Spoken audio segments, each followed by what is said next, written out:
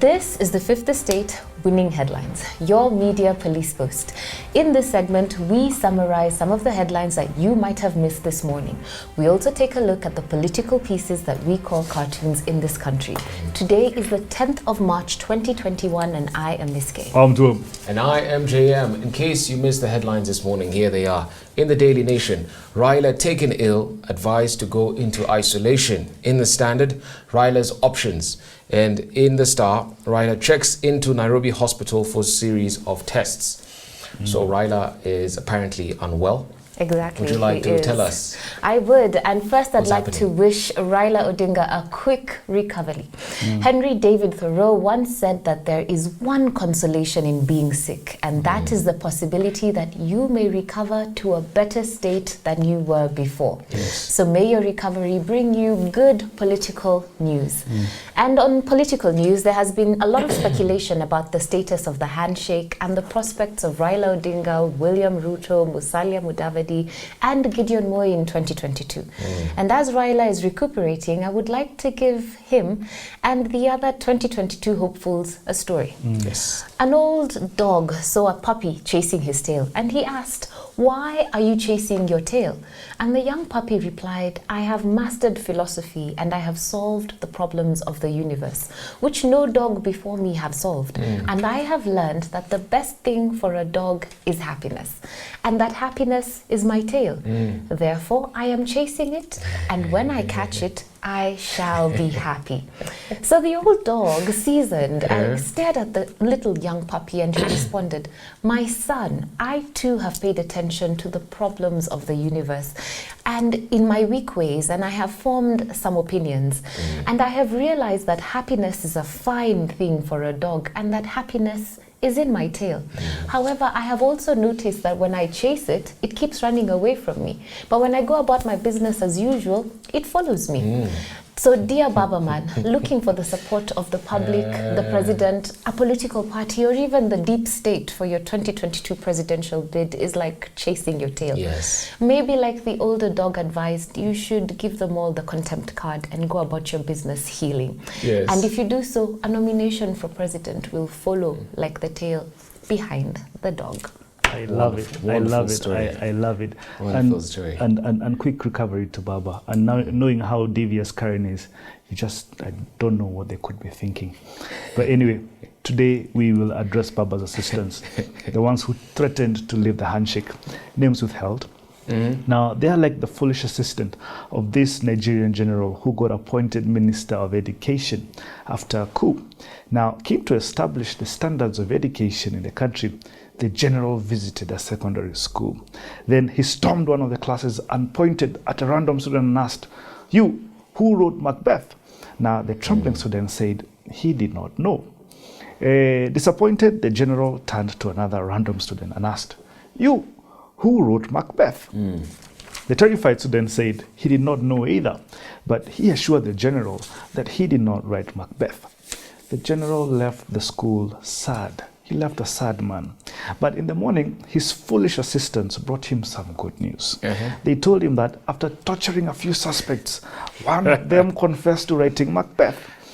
He was immediately executed. When the general heard the news, he screamed in total disbelief. Yet the answer was simple. Macbeth was written by William Shakespeare. Yes. To Baba's assistants, therefore, if Baba is asking handshake questions, he isn't asking you to fix them. He's just asking for fun. So don't go about throwing tantrums kiholela. Baba was not impressed. I agree with you. He could just be asking for fun. Who said that he has to be asking for a reason? So this week, today in particular, we're giving stories. And I've got one. Today, I would like to give you the story of the Italian guy. And this story was once given by Professor Matteo Ngogni in one of his Sunday columns. So an Italian guy worked for a clinic in Yugoslavia in the early 80s. And every morning, he would cross the border to Yugoslavia by bicycle and be subjected to a thorough search. The authorities at the border believed that he was smuggling stuff into the country. They would therefore undress him and disassemble his bicycle, hoping to find something. And for years, the routine continued without success. But after the liberation of Slovenia from Yugoslavia, one of the border guards saw the man in a cafe and introduced himself. And he said unto him, or rather said to him, I used to check you every morning at the border. We were convinced you were smuggling something, yet we found nothing when we searched you. So what exactly were you smuggling? The man replied, the bicycle I rode, of course. Because they were conditioned to think in a certain way, the border guards missed the point. And this is exactly the mistake that Kenyans out here are continuing to make with President Uhuru Kenyatta. Yes. By the time he is done making his moves between now and next year, around August, you will be like the border guards in 2022, and you will be asking him, sir, we used to analyze you every day at the office, at the bar, even at the dinner table, even in bed. Yes. We were convinced you did not know what you were doing. Yes. So what exactly were you up to? Yeah. BBI and the handshake will change the entire political landscape. Shift your frame of analysis and underestimate Uhuru Kenyatta at your own peril. I completely agree. I mean, Prof always says that Uhuru Kenyatta is the least studied and understood politician we have, yet the most discussed. Yes, absolutely. Now, we've got three headlines. I suggest that we toss the Daily Nation and we toss the Star. Maybe we can award the winning headline to the Standard. What do you think? I completely agree. Could not agree more. Absolutely. So the Standard gives us our winning headline. And now, on to our final thought. But before we get there, please don't forget to subscribe to our YouTube channel. So what is our final thought? And now our final thought, it is inspired by a book entitled Murder of a Medici Princess by Caroline P. Murphy. Born in 1542 to Duke Cosimo de' Medici of Tuscany and Eleanor of Toledo, Isabella de' Medici led a charmed and protected life while growing up. After she turned 10, however, her father, Cosimo, made the fateful decision that would lead to her misfortunes. What did he do? He betrothed her to a 12-year-old called Paolo Giordano Orsini. Yes. A desirable match because of the prestige of the ancient Roman family and because of their lands. But in the 6 years between Isabella's betrothal and their eventual marriage, it became clear that Paolo was a spendthrift. So his future father-in-law sent him a stern letter advising him to mend his ways, and I will quote, I have heard that you have promised my daughter's dowry to the merchants. Do not think that you will be able to escape debt in such a way. Do not consign my daughter's dowry by spending it and flittering it away on everything. You will condemn Isabella to bartering with merchants. And it showed two things, the love of a father and the warning signs, the red flags of a crazy man. Anyway, the marriage took place nonetheless, and with the unusual proviso that Isabella would continue to live in Florence, where Paolo would visit whenever he wished. So given Paolo's dependence on the Medicis for his career and his economic position, he didn't object to this requirement. So Isabella had several conveniently timed health problems or social obligations that allowed her to spend most of her 17-year marriage in Tuscany with her parents, away from her increasingly obese and debauched husband. She enjoyed hunting on the Medici estates, living in the villa, hosting musical and literary events, and the flattery of would-be and actual real lovers. And she also presided as First Lady over certain functions during the time after her mother's death before her father married his mistress. So Isabella's exceptional independence, all of her graces and her joys ended when Cosimo, her father, died and her brother, Francesco, became the Grand Duke. What did Francesco do? He immediately began to concentrate power in himself and to get rid of any potential troublemakers, Isabella being the first. So she was assassinated by her husband with the connivance of her brother. The fate of this princess is a far cry from those we see in those fairy tales, those Disney ones, who overcome overcome obstacles, get married to Prince Charmings, and live happily ever after. I find it sad how historical princesses were often sent to live in foreign courts, the courts of their husbands, where they were often viewed with suspicion, and they were discarded once they fulfilled their main function, which was to breed the next generation of male heirs. You know, it's sickening to see how blood can betray blood. Francesco actually helped Isabella's husband murder her. I'd like to read a letter from Francesco to Isabella's husband, Paolo, after Isabella's murder. It reads, "With so much sorrow I have heard in your letter about the death of Lady Isabella, your wife, and my sister. You can judge it so because this lady remained the last of this house and was so loved by me, so tenderly.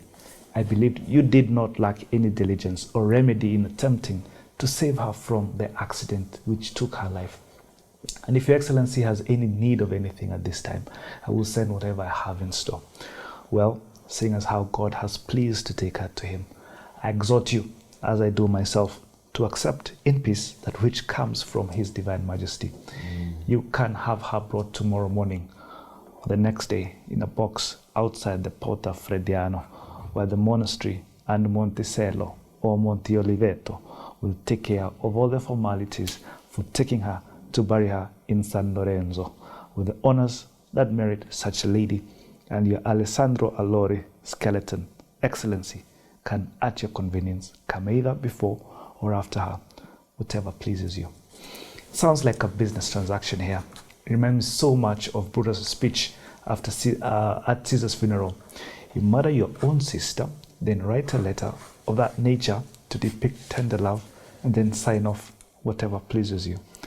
What an honorable man Francesco was. Let me also give a summary of the story. So as you said, Mrs. K, she was married off to Paolo. But Paolo was a domineering personality and a spendthrift. And Isabella, as you correctly put it, lived away from him with her beloved father and favorite brother, that's Giovanni, in Florence. And we're told in this story that her husband resented the fact that he was not the ruler of his own wife. And that and that really appears to be sort of the beginning of the end for her in her life. Tragedy, we're told, befell the family in 1562 when Isabella was 20 years old. Right. Her mother and two brothers died, but she also saw that as an opportunity to become more proximate to her father. And she then became First Lady of Florence for a time, and she managed to establish herself as a socialite in Florence. And this is the original definition of socialite, not the various cities of this world. So she began an affair with Troilo Orsini, Paolo's cousin, and that went on for a very long time. And she would, as you said, look for any excuse to avoid having to go to Rome to live and even see her husband. And then when her father passed in 1574, Isabella was now left defenseless from the new Duke of Florence, her brother Francesco, and as well her own husband. And with little love lost between the siblings, she could not count on her brother to support her wishes as her father had done. As she was raised to love life and pleasure and not to calculate for survival, she did not see how set her brother was on ending the scandal he believed she and other female family members brought to the Medici name, disrespecting her husband, and so many other things we told about. So she did not really view his threat as material. And when her husband convinced her to go on a hunting trip to the Tuscan countryside, the demise that awaited her, she never saw it coming. For the Duke had opened the door for Paolo to finally take his vengeance on Isabella, the woman he believed had made him look like a fool all these years. He took her life on July 16th, 1576. By most accounts, we're told, strangling her while her staff was barred from the room in which the crime was committed. Whoa. It sounds like she could have had so much more potential. She could have been more Machiavellian in nature. Yeah. But maybe she was not particularly skilled in the art of survival and statecraft. Yeah. But then again, who would have thought your own brother would take you out? I think he saw it coming, because when he immediately took power, he banned his stepmother and exiled her. So Isabella should have known exactly what was coming for her. But as you said, some say that naive. It's true, she was naive. So some could say that this is a crime of honor, an adulterous woman who was killed at the hands of her husband. Yes. But then also it could be said that it was her brother, in a true Machiavellian move, trying to show where the chips lie. Because he said in his letter, and you read it to him, that he would give her body honor as she was being buried. But he didn't do that. He had her lay in state, rotting away, so that people could see her. In fact, some have said, how traitors are killed and left hanging on a stake, so that other people who have similar thoughts can look at that fall and think twice about what they were going to do. I don't know. The way the mafia do it. Yes. Absolutely. When they kill you, they hang you, That's so that the whole town can see you. Exactly. So that's what happened.